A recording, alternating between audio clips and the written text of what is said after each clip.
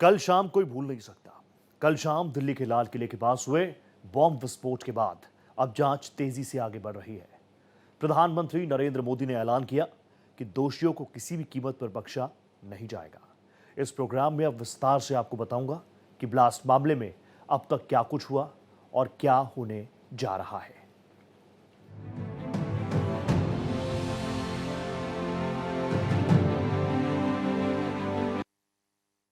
सबसे पहले मैं आपके सामने दिल्ली धमाके से जुड़ी अब तक की 8 सबसे बड़ी तस्वीरें रखूंगा। वो तस्वीरें आपके सामने आ चुकी हैं। आप देखिए, पहली तस्वीर दिल्ली ब्लास्ट की है। ब्लास्ट के मौके पर जैसे ही ब्लास्ट हुआ, मौके पर अफरा तफरी का माहौल बन गया। उसके बाद क्या कुछ हालात रहे, आप इन तस्वीरों को जरा देखिए। हालांकि कल से ही जब से खबर आई 6:52 के आसपास ब्लास्ट सुने गए। 6:55 पर पहली कॉल गई डीएफएस के अधिकारियों पर, यानी दिल्ली फायर सर्विसेज के पास। पुलिस प्रशासन को इत्तला दी गई। मौके पर अफरा तफरी ऐसी, जो विजुअल्स सामने आए, जो पहले विजुअल्स लोगों ने देखे, दुनिया ने देखी, भारत ने देखा, वो समझ में आ रहा था कि कितनी इंटेंसिटी के साथ ये ब्लास्ट हुआ है। लोग किस तरीके से भागे। आसपास कई गाड़ियां इस आग की जद में आ गई। Metro station gate number 1, gate number 4 की दीवारों पर जो माइक्रो फाइबर लगा हुआ था, वो जो पूरी कांच की दीवारें आप देखते हैं, दरअसल वो कांच नहीं होता, माइक्रो फाइबर होता है। वो 1000 से 1500 डिग्री तक की गर्मी को झेल सकता है, वो तक चकनाचूर हो गए। तो आप इस ब्लास्ट की इंटेंसिटी को भी समझ सकते हैं। जैसे जैसे वक्त बीता, मौके पर सिर्फ और सिर्फ पूरी दिल्ली, पूरे देश की निगाहें सिर्फ और सिर्फ टीवी स्क्रीन पर कि आखिर ये क्या कुछ हो रहा है। मौके पर पूरे रास्ते को कॉर्डन ऑफ किया जा चुका था, ट्रैफिक को डाइवर्ट किया गया था और पूरा मूवमेंट था सिर्फ और सिर्फ इमरजेंसी व्हीकल्स का। एजेंसीज लगातार एक्टिव रही, चाहे वो दिल्ली पुलिस की स्पेशल यूनिट हो, आईबी की यूनिट हो या फिर नेशनल इन्वेस्टिगेटिव एजेंसीज की। ये 8 तस्वीरें लगातार ये बता रही हैं कि किस तरीके से एफएसएल की 6 टीमों से ज्यादा टीम कल रात भर मौके पर रही हैं और वहां से उन्होंने एविडेंस कलेक्शन का काम किया है। अब आगे बढ़ते हैं। तमाम तस्वीरें तो मैंने आपको दिखाई थी। आगे बढ़ते हैं। दिल्ली में लाल किले के पास कार में हुए ब्लास्ट में अब तक 10 लोगों की जान जा चुकी है। अब तक की जानकारी के मुताबिक आतंक के इस करतूत में 4 आरोपी शामिल है और इन सब का पेशा था डॉक्टरी का, लेकिन ये आतंक का मॉड्यूल चला रहे थे। आइए मैं आपको बताता हूं आतंक के इन चारों डॉक्टर्स के बारे में।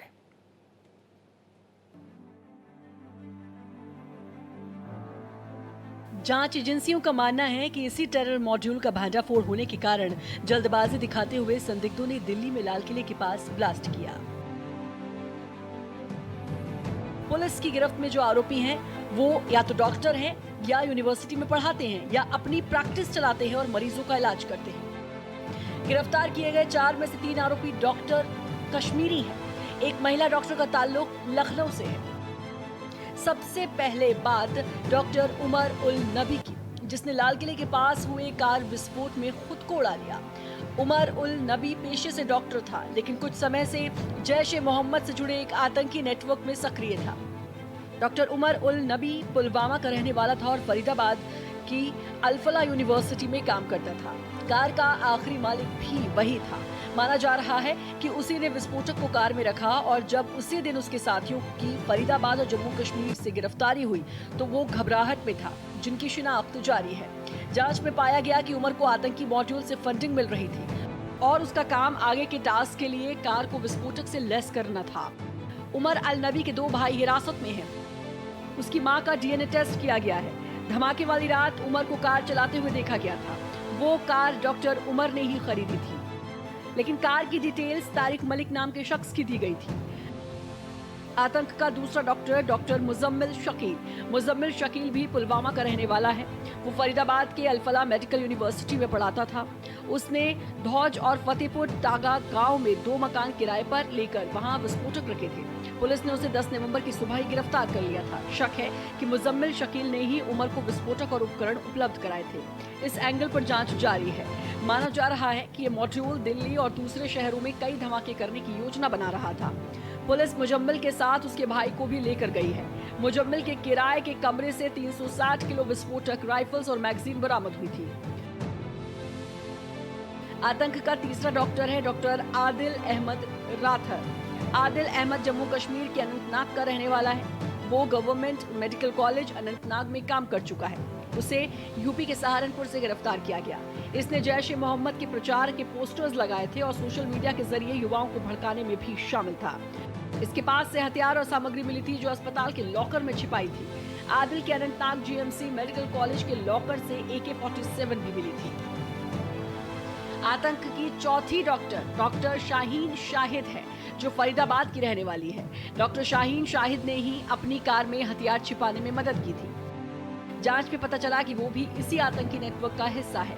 पुलिस ने डॉक्टर शाहीन शाहिद को भी गिरफ्तार किया है। जांच में सामने आया है कि लेडी डॉक्टर शाहीन की कार से कुछ हथियार बरामद हुए थे। ये कार्रवाई मुजम्मिल की निशानदेही पर की गई थी। सीसीटीवी से ये भी पता चला है कि हमले में इस्तेमाल कार वारदात से 3 घंटे पहले तक पास की ही सुनहरी मस्जिद के पास खड़ी थी।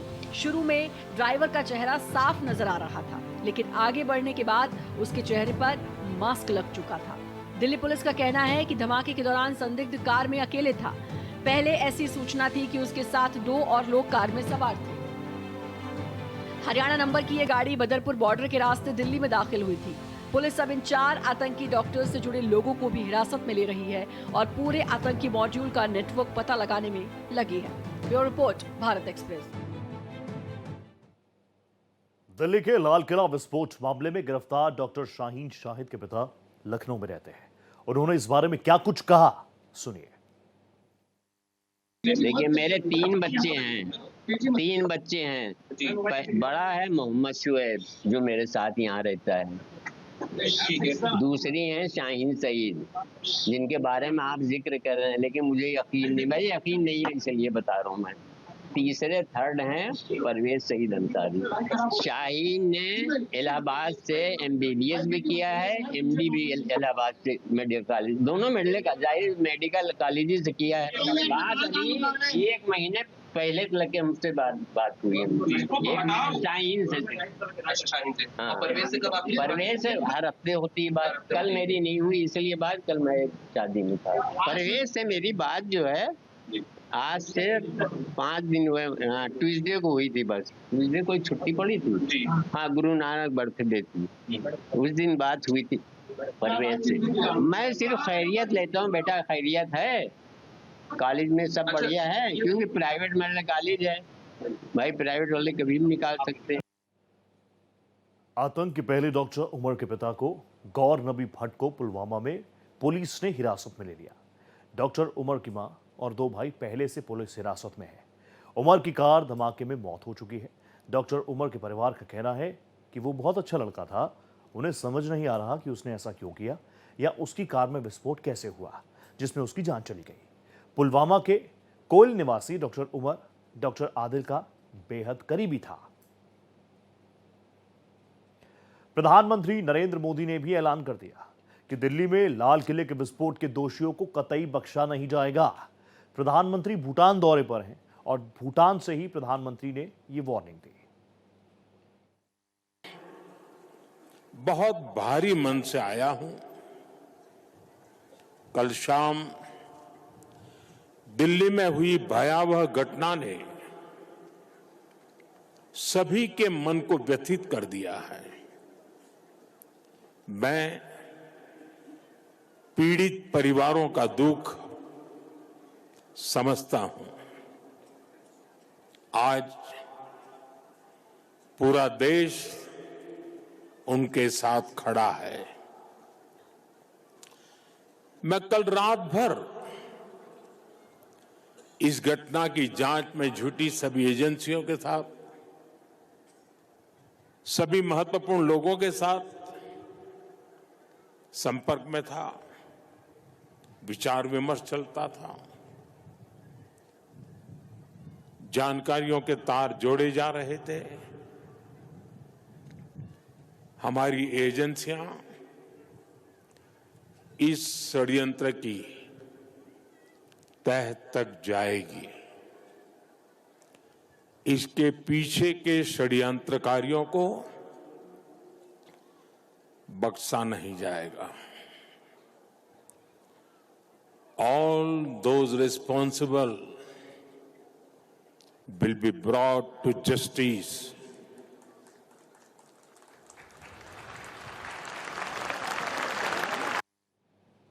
प्रधानमंत्री नरेंद्र मोदी ने वार्न किया, तो वहीं दिल्ली धमाकों पर रक्षा मंत्री राजनाथ सिंह ने भी बयान दिया।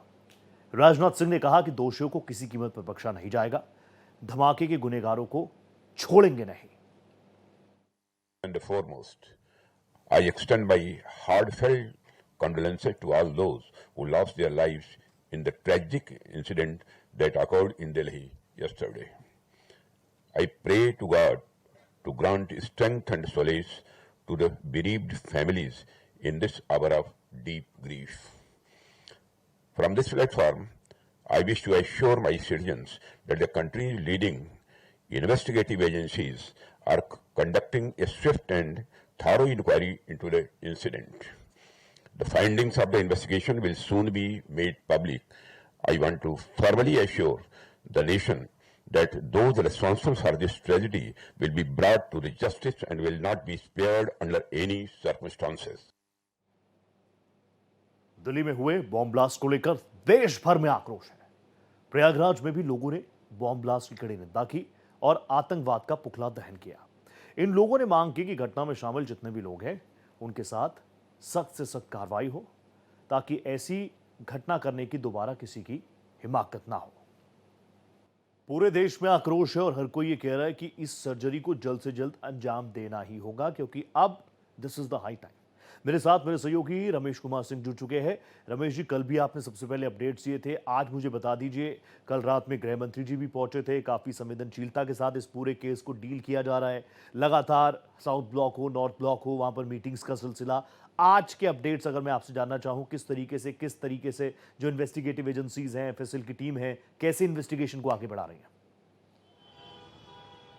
देखिए, आज ये पूरा इलाका सील कर दिया गया है। यहाँ से लगभग आधे किलोमीटर दूर, मैं कैमरामैन से कहूँगा दिखाएं, आधे किलोमीटर दूर वो जगह है जहाँ पे ब्लास्ट हुई थी, और वो मेट्रो का गेट नंबर 1। और वहाँ पे ब्लास्ट के बाद लगातार जितनी एजेंसियां होती हैं, चाहे स्पेशल सेल हो, चाहे एनआईए हो, और अब पूरी जांच जो है, दिल्ली पुलिस ने रिपोर्ट अपना गृह मंत्रालय को सौंप दिया है और अब जांच का काम एनआईए कर रहा है। तो एनआईए लगातार यहाँ पे जांच करेगा और वो ये तय करेगा कि क्या कैसे शामिल हुआ। पर जो पहले जो जानकारी मिली है कि अमोनियम नाइट्रेट का प्रयोग किया गया था और उसके प्रयोग से बम धमाका किया गया था, पर जो मौतें हुई हैं वो बहुत ज्यादा हैं। और लगातार जिस तरीके से मौतें होती हैं इस तरह के बम धमाकों में, उसमें लोहे की कीलें, छर्रे, शीशे, तमाम ऐसी चीजों का प्रयोग किया जाता है जिससे कि अधिक से अधिक नुकसान हो सके।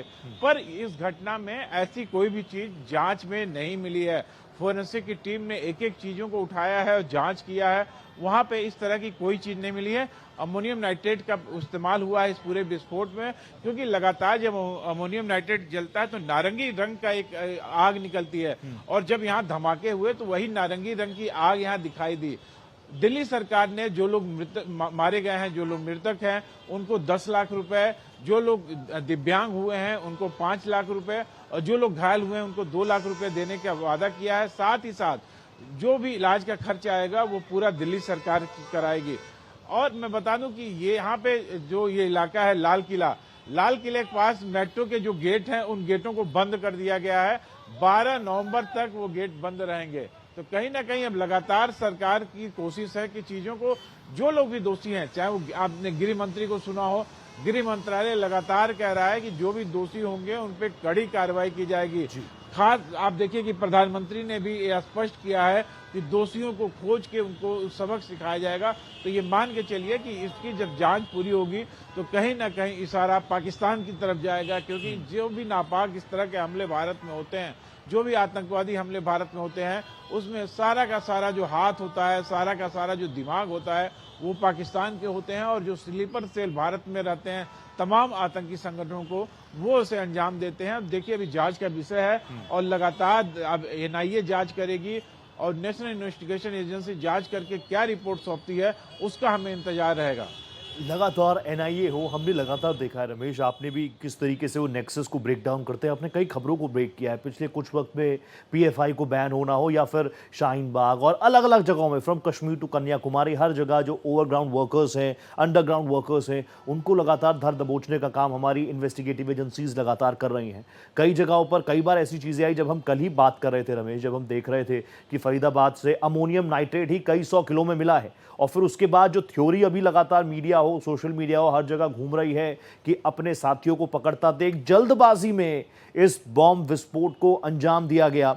अभी जो एजेंसीज हैं, आपके सोर्सेस क्या बता रहे हैं? क्या जैसा हम बोल रहे थे कि जैश का मॉड्यूल ये एक्सपोज हुआ है, किसी ने इस हमले की अब तक जिम्मेदारी ली क्या? और एजेंसीज के लिए यहां से कितना बड़ा चैलेंज, खास तौर पर एनआईए के लिए, आईबी के लिए? देखिए, अभी जांच के कई मुद्दे हैं जिसपे दिल्ली पुलिस लगातार जांच करी और जांच एजेंसियां भी कि आखिर 3 घंटे पे मैं कैमरामैन से दिखाऊंगा कि यहां से अगर वो जूम करके दिखा पाए, यहां से लगभग आधा किलोमीटर दूर पार्किंग है, पार्किंग नंबर 1। उस पार्किंग नंबर 1 में 3 घंटे तक I-20 गाड़ी खड़ी रहती है। आखिर 3 घंटे तक वो किस चीज का इंतजार करता रहा? क्या उसे वो समय का इंतजार था कि 7 बजे जब जाम होता है, बहुत भीड़ होती है, वो उसका इंतजार कर रहा था, या वो किसी से मिलना चाहता था, या कि जल्दबाजी में हमला हो गया? ये सारी चीजें ये अभी जांच का विषय है। दिल्ली पुलिस जांच कर रही है और ये चीजें अब जांच के बाद सामने आएगी, क्योंकि अब एनआईए इसको देख रहा है। एनआईए इसको क्या देखता है, क्या रिपोर्ट करता है। पर जो सबसे बड़ा सवाल है कि ये आतंकी हमला था, ये तय हो गया है। जो लोग इसमें माना जा रहा है कि उसने आत्मघाती हमले में खुद को उड़ा लिया है। और अब अभी देखिए, अभी कई ऐसी डेड बॉडी हैं जिसका शिनाख्त नहीं हो पाई है। डीएनए टेस्ट द्वारा ये अब शिनाख्त किया जाएगा। उसकी मां को और उसके भाई को कश्मीर से उठा लिया गया है। और पुलवामा कनेक्शन, मैंने रात में ही कहा था कि जो हरियाणा के सलमान ने अपनी कार बेची थी पुलवामा में, वो कहीं ना कहीं ये आतंकी हमला है। जब रात में लोग कह रहे थे नहीं सिलेंडर फटा है, तभी मैंने कहा था कि सिलेंडर फटने से इतना नुकसान नहीं होता है, लाश के चिथड़े नहीं उड़ते हैं, गाड़ियों के परखच्चे नहीं उड़ते हैं। मैं इसलिए बता रहा था कि लगातार खबरों को आप ब्रेक कर रहे हैं और इस तरह की चीजों से, क्योंकि आप लगातार एजेंसीज के भी संपर्क में रहते हैं, सोर्सेज आपके रहते हैं, आप इंडिकेशंस दे रहे थे, लेकिन हम लोग इंतजार कर रहे थे कुछ ऑफिशियल आए, क्योंकि भारत एक्सप्रेस चाह रहा था कि ऑफिशियल स्टेटमेंट के साथ हम बात रखें। फिलहाल बहुत शुक्रिया रमेश जी, आप जुड़े मेरे साथ, thank you so much. Delhi blast मामले की जांच एनआईए करेगी, ये एक बड़ा फैसला है। गृह मंत्रालय ने यह फैसला लिया है। ज्यादा जानकारी हमारे संवाददाता सूर्या त्रिपाठी से लीजिए।